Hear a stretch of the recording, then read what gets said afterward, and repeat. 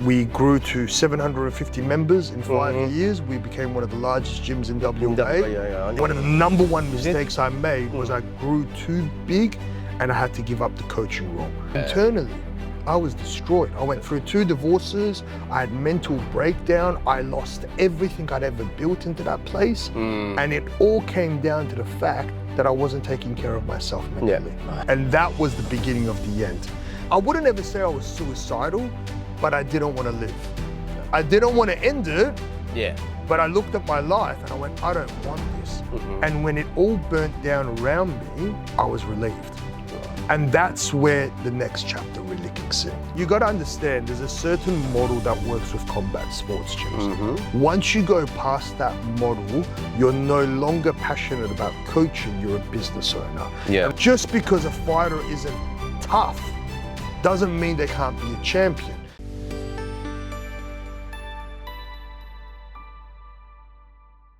And welcome to another edition of Striker Chat. In today's episode, I've got a very special guest, Frankie D, originally from Perth, gym owner, Nak Muay, and Muay Thai entrepreneur. Frankie D, how are you, mate? Good, brother.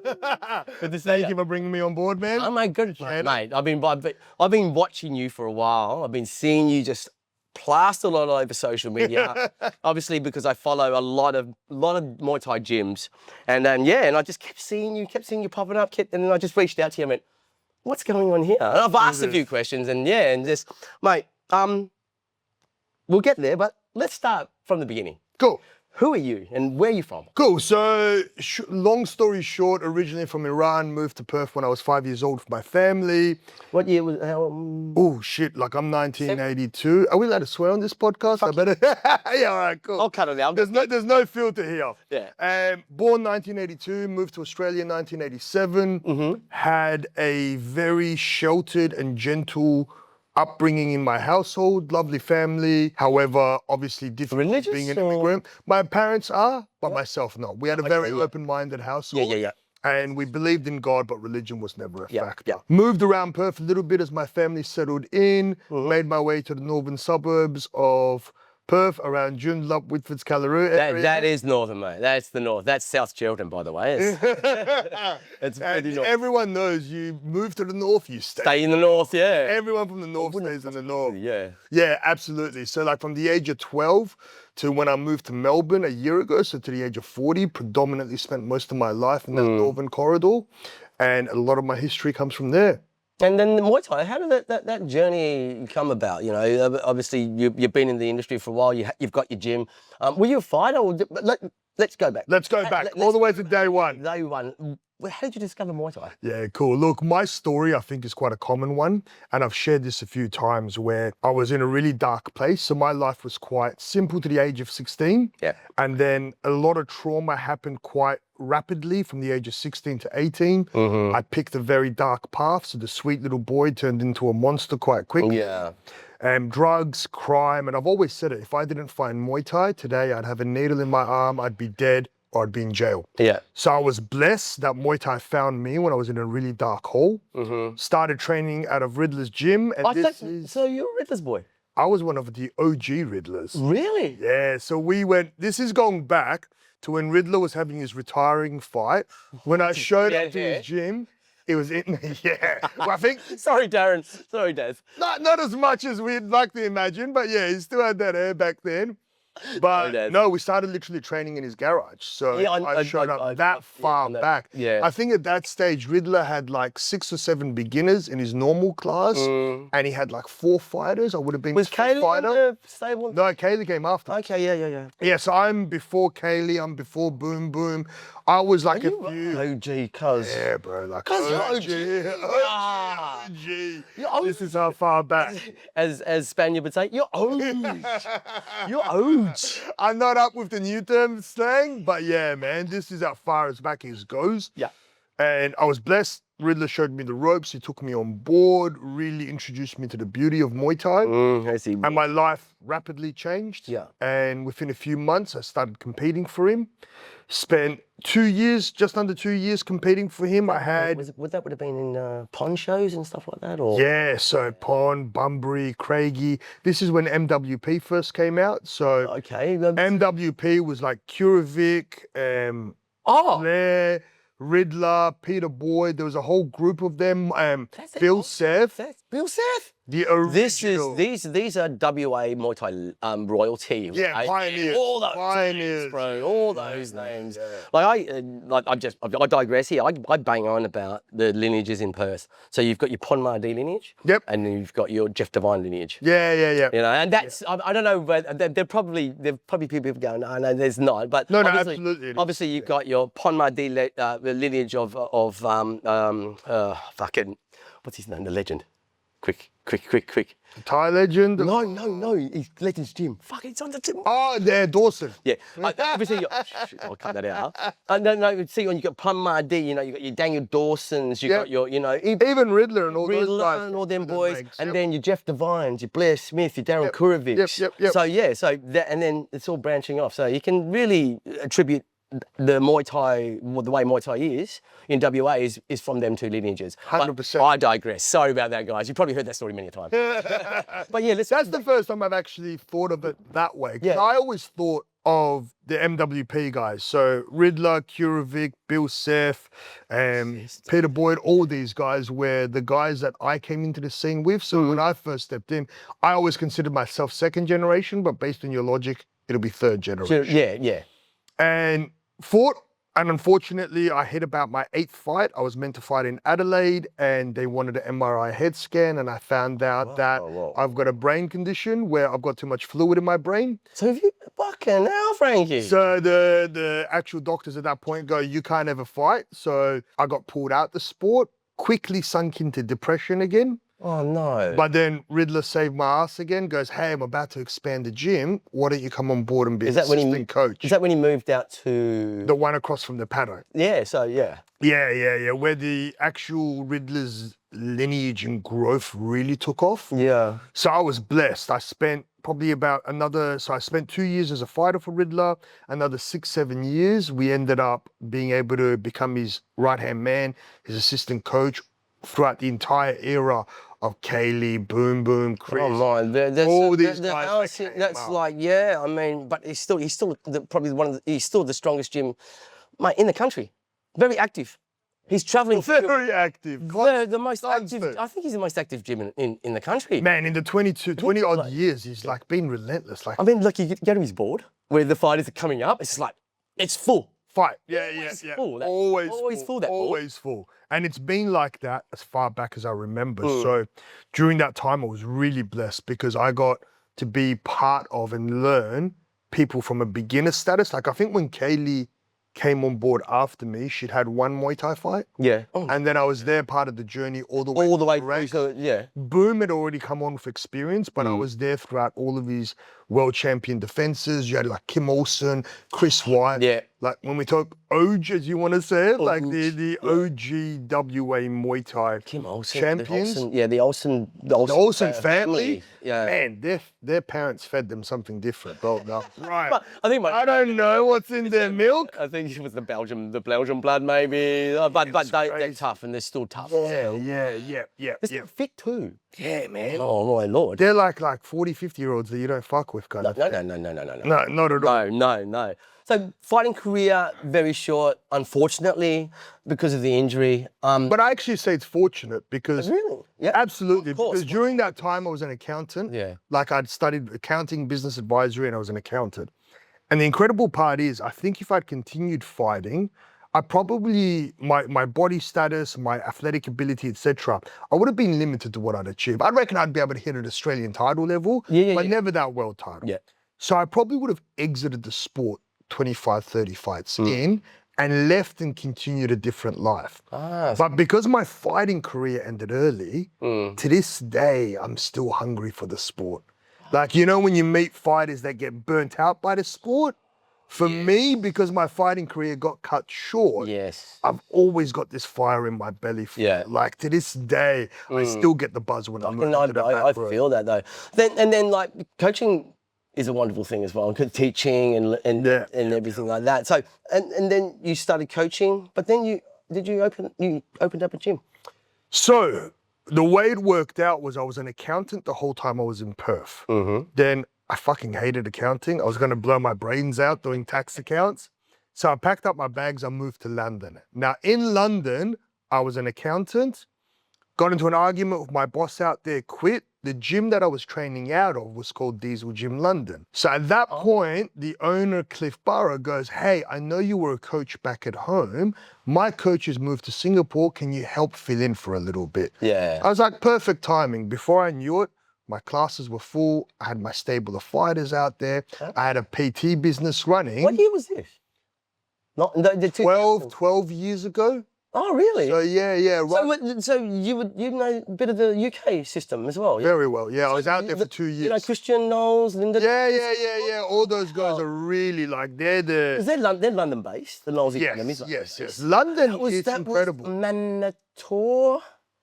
Yeah. They're like the original gyms. Ralph Field. And then you got some of the really good like, what's his name? Oh, geez, I've just had a brain fart. But there's a really strong caliber there. Yeah. When I went there, it was still very kickboxing influenced. So when I took Riddler's Thai style that he taught me into the UK, we dominated. So we had multiple national champions come up through my ranks, did really well in the UK. But it was in that moment that I went from full-time accountant, passion being Muay Thai, to full-time Muay Thai, that I was like, fuck, I want my own gym.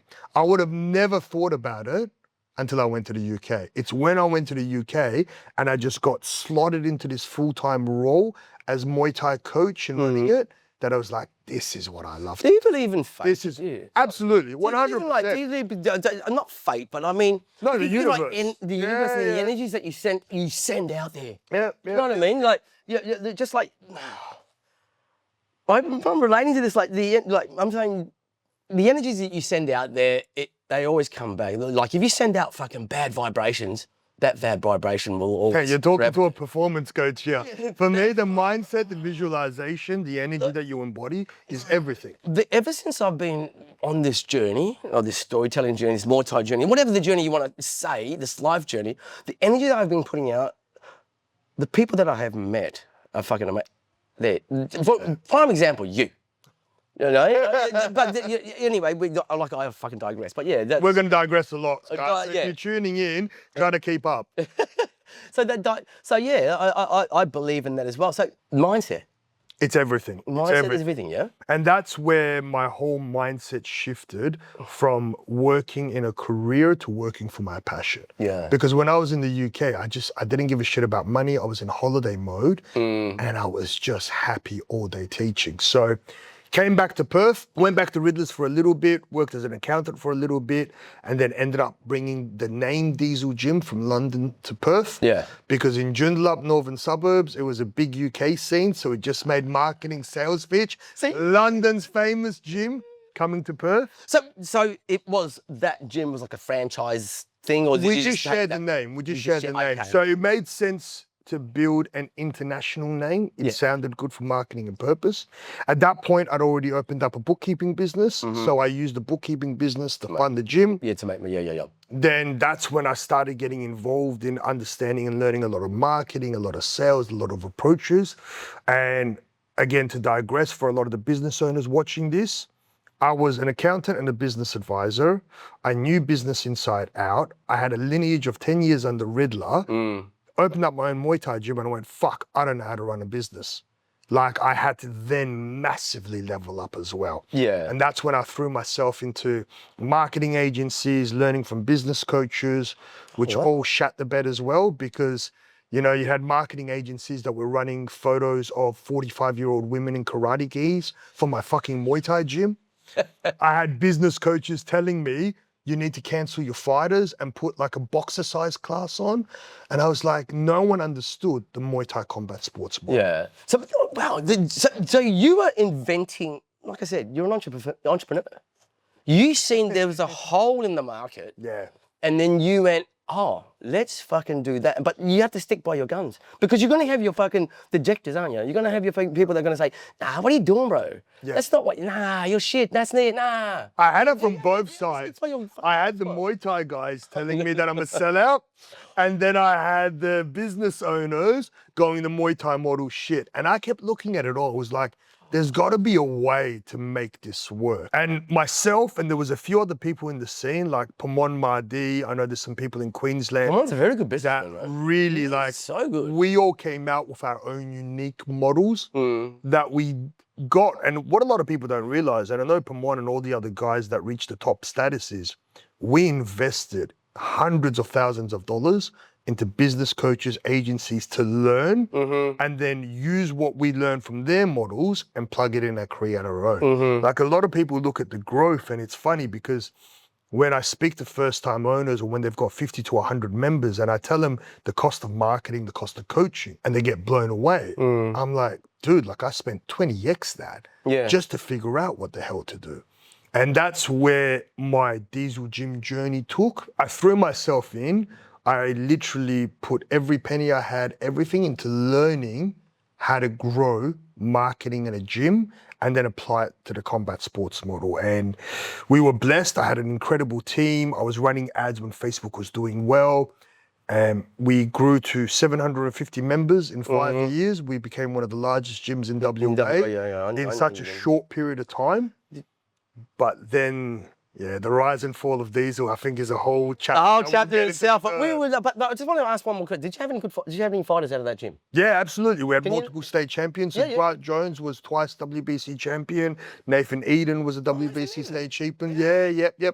And for me, again, the mistake that I made, and this is something I advise. So with the rise and fall of diesel, one of the most important parts of what I teach business owners is not only how to grow, but from all of my mistakes as well. And one of the number one mistakes I made was I grew too big and I had to give up the coaching role. So 3-4 years in, I brought in Carl Puglia, who now owns Sway Muay Thai. Oh, so, mate, these names, I love these. Everyone from WA Muay Thai. Way Muay Thai, Way Muay Thai. He's built an incredible team as Carl. Well. But I him. plugged him in because I was like, I can't coach the fighters anymore. I don't have the capability. I don't have the capacity to be able to give in to the fights. And that was the beginning of the end. That was when I shifted again from my passion into my ego. Oh no. And started getting big in the business and throwing everything into the business. And I always say, Diesel, Jim and myself, you've heard the Greek mythology, Icarus? Yeah. So, you know, the gods gave him wings. They go, be careful how high you fly. And he didn't listen. He flew to the sun. His wings burnt off. He came crashing down. So what's the key there? Just be patient? But you're still going to build that. No, you've got to build, but there's a certain... What's the middle here? You got to understand, there's a certain model that works with combat sports gyms. Once you go past that model, you're no longer passionate about coaching, you're a business owner. And one thing I tell everyone is if you want big business, there's easier businesses than Muay Thai. So you should only own a Muay Thai gym if you fucking love coaching fighters, being at a fight show every second weekend, and transforming people's lives on pads. If you want big business, and I know hands down, the biggest Muay Thai businesses in Australia all are fed up with the business of Muay Thai. Because once you reach that big status, staffing is a nightmare. Management is a nightmare. Expenses are through the roof. The profit margin isn't as good as what. Like me at 300 members, the business was earning more than what it was at 700 members. One thing I tell, and my story is really transparent. I share the rise and fall of diesel to everyone and all my clients on the very first call. Okay, this is what I did right. If you want to grow the 200 to 300 member model, with a high membership fee, you're still part of your coaching team, you love what you do, this model works. If you want to go 300-400 members plus, you got to be a businessman. You got to be it. And you got to be ruthless in business. The guys that have succeeded 400 members plus, they're ruthless with their numbers. Of course. A bit of a sociopath there, wasn't it? Man, for me, I just couldn't do it. Most CEOs are sociopaths. I always say, I'm the worst accountant, even though I was an accountant. Because for me, growth was important, team was important, culture was important. and I never gave a shit about the expenses. Yeah. And then when things started going wrong, the expenses blew out, the profit margin got shat on, and that's where it all went wrong. Yeah, fucking hell, man. So yeah, mate. So then what? So we're not going to talk about what happened to Diesel. Oh no, I'm open to everything, man. But Yeah. I think that's a story that I've shared quite a fair few times. Yeah. In a short snapshot, and this is why I don't recommend people go too big, is we expanded from a small location to a medium location, and we were fucking killing it. Yeah. We went from a medium location to a large location, expecting the trajectory to go up. It didn't. And everything that could go wrong in a space of a year fucking went wrong. Yeah. We hit 30 grand monthly losses when we moved to the new location. I bled my house, everything I had to save it, got it back to a profit, and then fucking COVID hit. Oh no, and that fucking fuck, yeah. And then that was like with that 3 years in between COVID and also the failures at the beginning, I reached a point where I had a mental breakdown. Yeah. One of the main reasons I've gotten into studying my master's in counseling the past 2 years, doing performance coaching, doing mindset coaching, and realistic business coaching for these guys, is hands down at that level, your mental health is fucked. Yeah. Like I really had, at the peak of what looked like success, I was at the point, I wouldn't ever say I was suicidal, but I didn't want to live. I didn't want to end it. Yeah. But I looked at my life and I went, I don't want this. And when it all burnt down around me, I was relieved.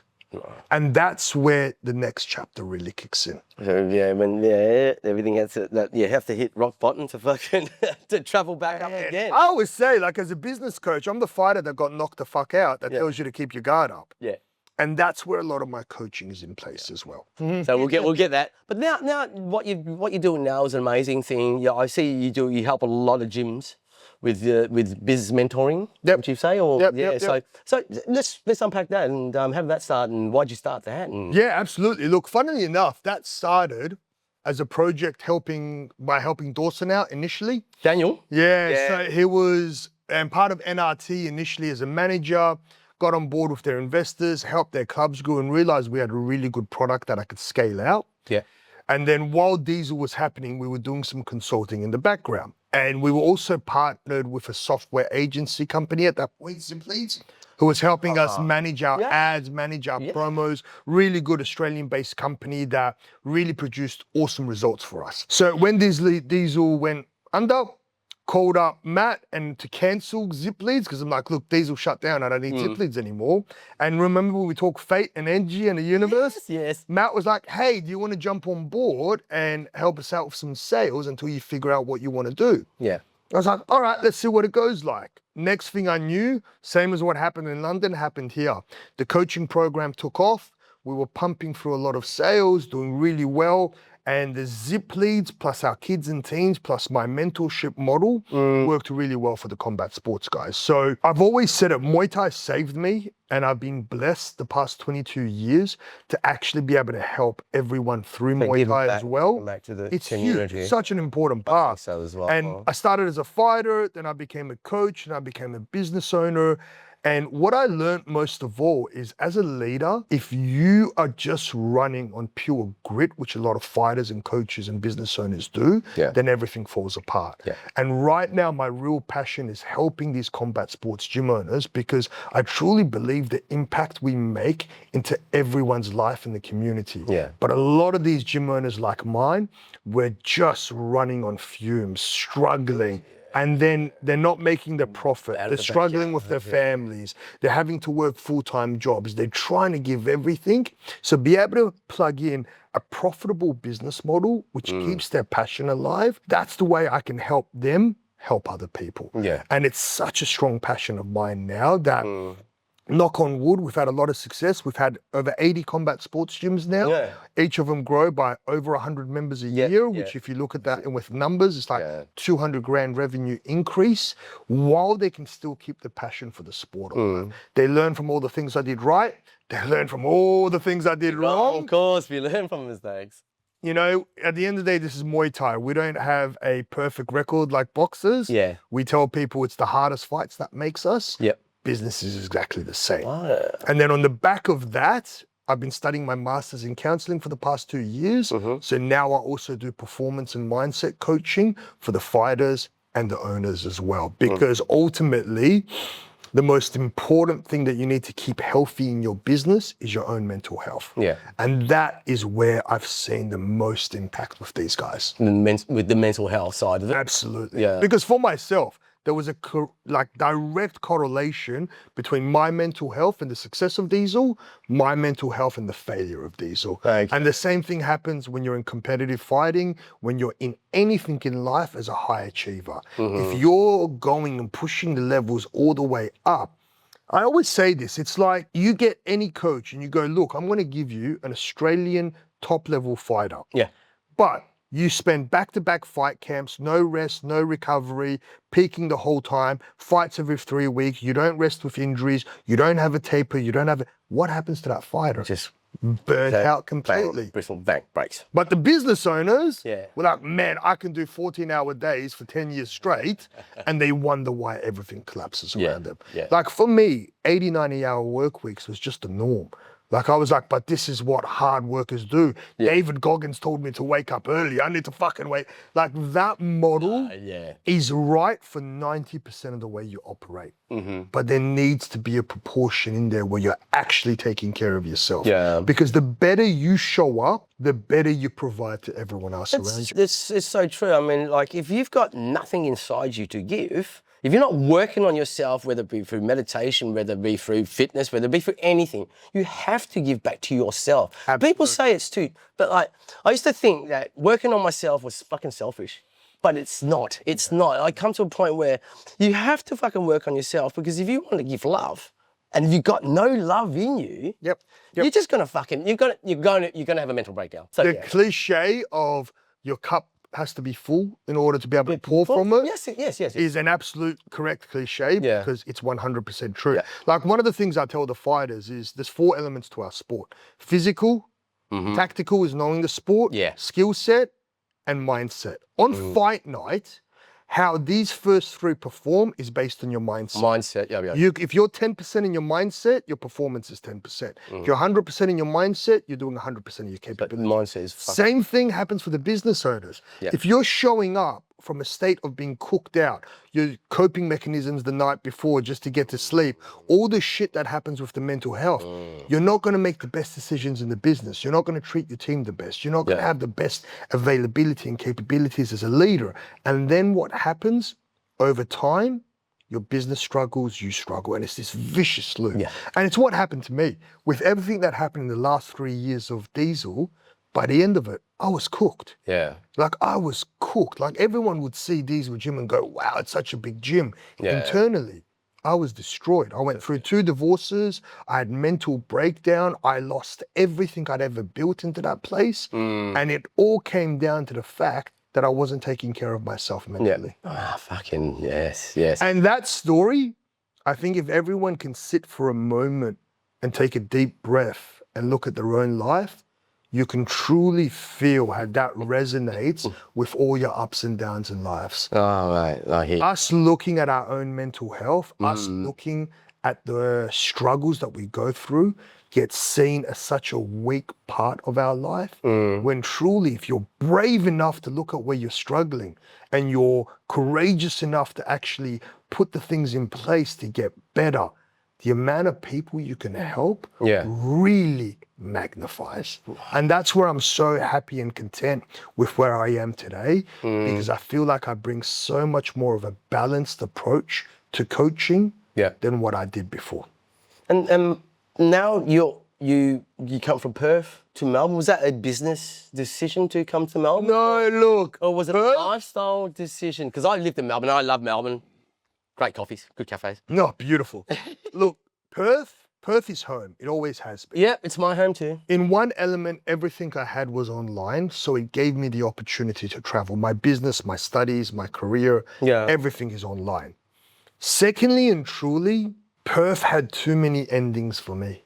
When I look back in Perth in the northern suburb, like my mum passing away, my upbringing, Diesel Gym, my divorces, everything was in that northern corridor. Yeah. Between Whitfords and Joondalup, everything that I loved and everything that ruined me was in that place. Try Fremantle. Try South, mate. No. Yeah, everyone tells me I can't drive in the south. I don't know what it is with you guys in the south, drive. Enough about giving my fucking southern suburbs shit. Mate, let's talk about mindset coaching. What is that? What's involved with that? How's that involved? And I'm interested. Man, this is my passion project. So, as we all know, fighters don't make us money. It's part of the business model that doesn't make us money. But I've always had such a hunger to coach fighters, and I've been doing it for the past 20 years of my life. But there's one defining factor that when you reach the top level is the difference between a champion and who comes second.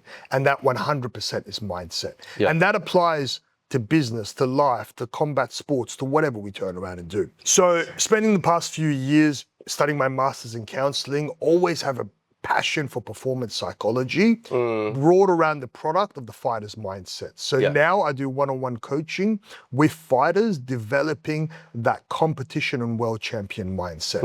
And that goes into everything like tackling their self-limiting beliefs, the visualization practice into it, their reasons, their why.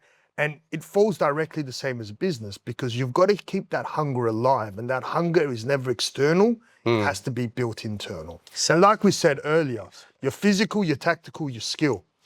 And we've seen it all the time in the gym. You can have someone that's great in the gym and shits the bed when they get into the ring. You can have someone very average in the gym, but they're on point when they're in the ring. Mindset is everything. Yeah, mindset. And it was incredible. Like I even heard Nugget the other day talking on Joy Comerford's show where Joy asked, can you build heart into someone? And even Nugget goes, look, some fighters are just naturally tough. Some aren't. But the concept of heart all comes from the mind. You can absolutely develop that discipline, that motivation, because just because a fighter isn't tough doesn't mean they can't be a champion. It just means their mindset has to adapt to suit their personality. And this is what I love to be able to do now. So I've worked with a number of fighters already, and we're growing that Any department. famous fighters you can't tell us? Or? No, absolutely. So look, currently on a state title level, Buddy Hanlon from Third Eye Muay Thai. He had a very average performance on his first state title defense, or first state title attempt for the WBC state title. He had a lot of personal stuff going on, which really affected his drive for the actual competition. Started working with me on his mindset and reached a point a week before the fight where he goes, I don't even care about the win or loss anymore.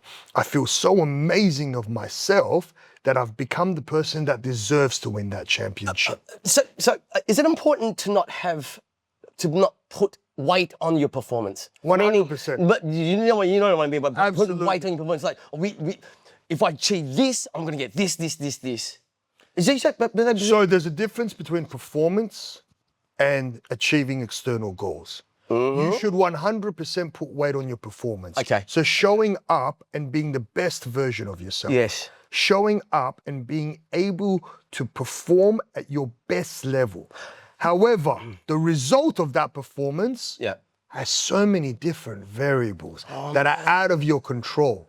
And I was speaking to Riddler about this, and it is my mission to make sure the fighters I work with are better when they leave this sport than when they first started. Yeah. And so many people leave this sport broken because they don't get the accomplishments they think matter to success. Yeah. And this drives back to myself.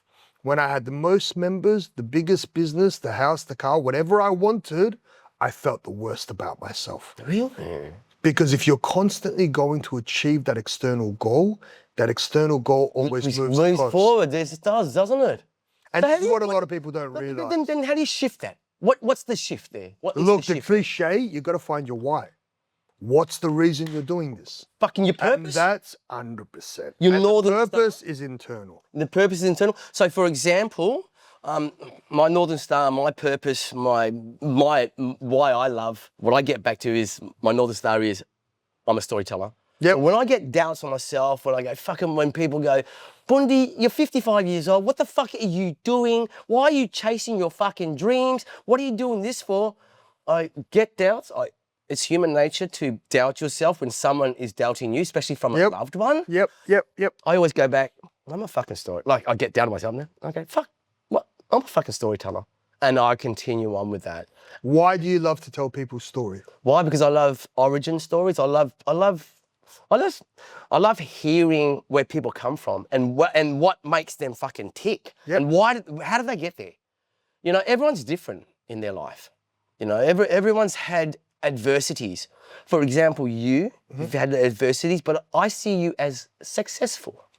So I'm interested, like, I know that you've had adversities, and I want to hear about your adversities, how you got through them, and and why you are who you are.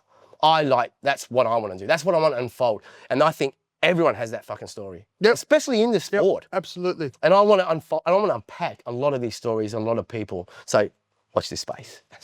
And that's such an important part. Being driven with your passion, being driven for your why, has to be so fucking powerful that the external doesn't matter. You know, Buddy Hanlon said it the best way. He goes, you need to become the person that deserves to win the title, not become the person after you win the title. And it's such a powerful quote to be able to put into place. Fucking right. You have to be the person to get to that space. Finding your why, finding your reason, and predominantly with these fighters, creating the best version of yourself. Muay Thai saved our lives. But there's so many people that I've seen that leave this sport broken more than the way they started. But is it because they put their identity as a fucking Muay Thai fighter, or is it They put their identity as someone who needs to win. And that's the problem, the external validation. And this is the number one factor, not to go too far down this rabbit hole, but whenever you look externally, you're going to be let down. And I always say this as well, you got to zoom out, because if you look at your success line, straight up. If you zoom into that success line, it's a whole bunch of failures and successes. The important part is you keep showing up. And when you show up, if every success gets your ego inflated and every loss drops it, eventually it breaks you. Showing up, being consistent. I know now, or from my experiences, that where I am now, I've been consistent. Obviously, I've been overweight, I've overcome drugs, I've had so many other adversities, but the one thing is I work on my fitness, I work on my mind, I would do meditation, all that sort of stuff, and I'm being consistent. And I've been consistent every fucking day. No matter what, rain, hail or shine, I will do those little discipline things all the time. Which is the most powerful element. You show up consistently, everything works. It's like, I think who said it? I don't know who said this, like, every day you're adding a pebble, adding a pebble, adding a pebble, adding a pebble, adding a pebble, adding a pebble, then all of a sudden, fuck, you got this mountain. Yes. And you've got that foundation. And there's another story as well, like, you know the bamboo story? The bamboo. No. So you've got to, see, the bamboo shoot, you've got to water it, like it takes 4 years to water from a seed. You've got to water it, water it, water it, water it, water it, and then it doesn't shoot up, and then all of a sudden, it just goes. Yeah, and cool. That's where, probably where I'm at now. Yes. You know what I mean? Just building that foundation, and now I'm just going for it. You know, and that's where a lot of the fighters are at as well, because, you know, to go on to that, a lot of these fighters don't realize that showing up consistently, chipping away, it's a long-term game. And this is the way you reframe the mindset. What do you learn the most from? Your losses. So if you're turning around and it's destroying every time you lose, you know, one of the things I teach the fighters is change your mindset to training. Show up to fucking lose to training. Don't show up to feel good throwing the handful of sparring techniques you do, going the run that makes you feel good. Like, if you show up every single fucking day with the aim to lose because you're practicing your weaknesses, show up to training to lose in order to show up to the ring and fight and win. Oh, wow, that's such a powerful difference. That's empowering, bro. Yeah. That is fucking powerful, man. And that's the mindset shift, because one of the things, and I can guarantee 99% of the people that are watching this, one thing they don't realize is they're the 1%. So they're the 1% of the population that's showing up and competing professionally in a Muay Thai ring while living the rest of their life. Like, for most people out there, our warm-up is their lifetime goal. And this is what a lot of the guys don't realize, but because they surround themselves with the 1% at the gym, what ends up happening is they constantly compare themselves to the best, they consistently compare themselves to their losses, they consistently look at their weaknesses. Whereas if you reframe that, the cliche, the journey, not the destination. I love that saying. Because it's so important. The journey to win your first state title, what happens when you reach that state title? Then all of a sudden you're like, that title doesn't mean shit, Australian title. You speak to anyone that's a first timer, a state title is a dream. You speak to anyone who's an Australian title and ask them where their state title belt is. It's like somewhere gathering dust. Like, do you understand that difference? So being in the moment. 100%. Be in the fucking moment. And realize every single day you're showing up, you're creating the best version of yourself. That is such a powerful element. It is. Then they show up to training and there's a concept, thoughts, feelings, actions, results. If you think you're being shit and you're not good enough, you feel like shit, your performance is shit, then your results are shit, and your brain goes, hey, check it out, I told you you're shit. Fuck. But if you show up every day and go, I'm here to create the best version, I feel fucking amazing for just showing up. You're on a high, you feel great about yourself, then you perform better. Then over time, your results show that. It's that compounding effect. But a lot of people get stuck in the gutter and they don't know how to pull themselves out. Fucking hell, man. And that is, I think, a whole nother podcast in itself. I think, mate, I'll be back in Melbourne. I think we'll do another podcast. Yeah, absolutely. What a conversation, bro. Incredible. It was. I really got inspired by you, and you know what?